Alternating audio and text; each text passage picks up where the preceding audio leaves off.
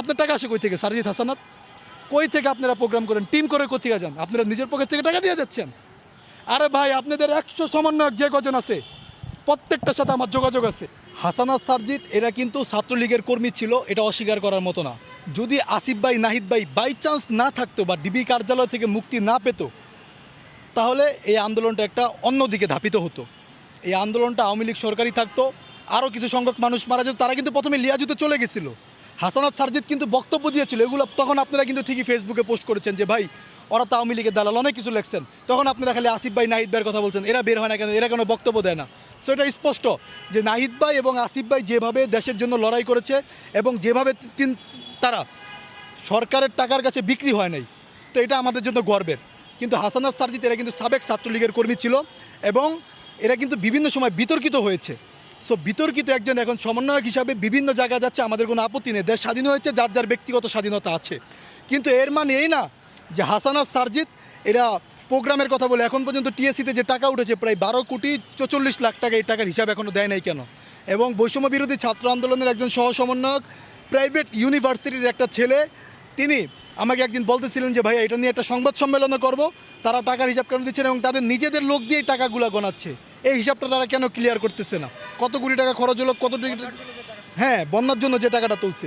So এই কারণে বলবো যে উগ্র বক্তব্য দেওয়া বন্ধ করেন। যেমন তারেক রহমান একটা দলের সর্বোচ্চ নেতা, বিএনপির একটা দল পুরা তার আন্ডারে চলে।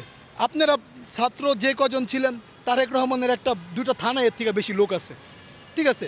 তো এই কারণে আমি বলবো যে বিএনপির যেমন অবদান ছিল, জামাতের অবদান ছিল, ইসলামী আন্দোলনের অবদান ছিল, গণ অধিকারের অবদান ছিল, আপনাদের অবদান ছিল, সবারটা স্বীকার করে আপনার বক্তব্য কিংবা আপনার রাজনীতি করতে হবে। আর আরেকটা বিষয় হচ্ছে তারেক রহমানকে নিয়ে যে উগ্র বক্তব্য দিয়েছে যে তিনি ছাত্রদের মনোভাবকে কাজে লাগিয়ে, আজকে যদি বিএনপি, জামাত, ইসলামী আন্দোলন যে রাজনৈতিক দলগুলো আছে যে আমাদের ছেলেদেরকে আমরা ঘরে বসে রাখবো, তোমাদের আন্দোলনে যোগ দিতে দিব না, এই টিএসসিতে 200 লোকের বেশি এরা পাবে না। সো রাজনৈতিক একটা কাঠামো ছিল, রাজনীতিক, যেমন আপনি উত্তরা বলেন, মোহাম্মদপুর, মিরপুর, এসব জায়গায় কি সাধারণ ছাত্ররা পুলিশকে মেরেছে? এইসব জায়গায় কি সাধারণ ছাত্ররা আপনার বুক পেতে দাঁড়িয়েছে? এগুলো সব বিএনপি, জামাতের পোলাপাত। যে কটা থানা আপনার মনে করেন হামলা হয়েছে, যার কারণে আজকে স্বাধীন হয়েছে দেশ, এর পিছনে সবচেয়ে বড় অস্ত্র ছিল বিএনপি, জামাত, গণ অধিকার পরিষদ, ইসলামী আন্দোলন। এরা যদি ঐক্যবদ্ধ হয়ে কাজ না করতো, আপনারা দেশ স্বাধীন করতে পারতেন না। বিভিন্ন পয়েন্টে পয়েন্টে এরা অবস্থান নিচ্ছে।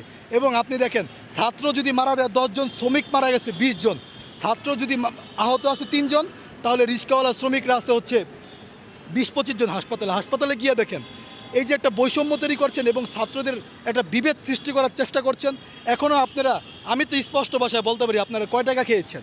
এখন যদি আমি এই কথা বলি তাহলে আমার বিরুদ্ধে আপনারা উস্কানিমূলক কথা বলবেন, এটা সত্যি কথা। এখন আপনারা বলবেন আপনাকে ভাগ দেই নাই, এই কারণে আমার মাস ইনকাম আছে 5 থেকে 6 লাখ টাকা, আমি কেন আপনাদের কাছে ভাগ চেতে যাব?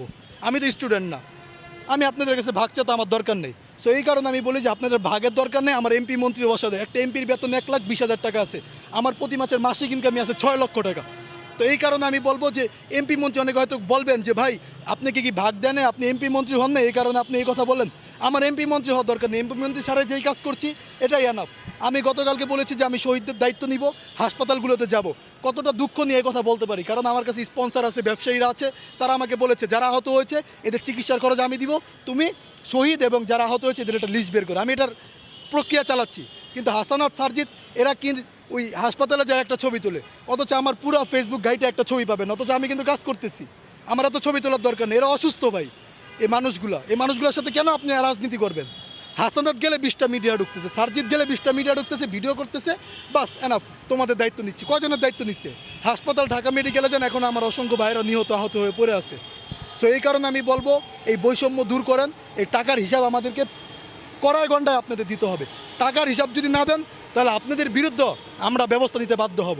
আপনারা মনে রাখবেন যে আপনারা মাত্র 3-4 জন সমন্বয়ক আছেন, আমরা কিন্তু হাজার হাজার জনতা এখনও আমরা চাইলে ওই প্ল্যাটফর্ম তৈরি করতে পারি।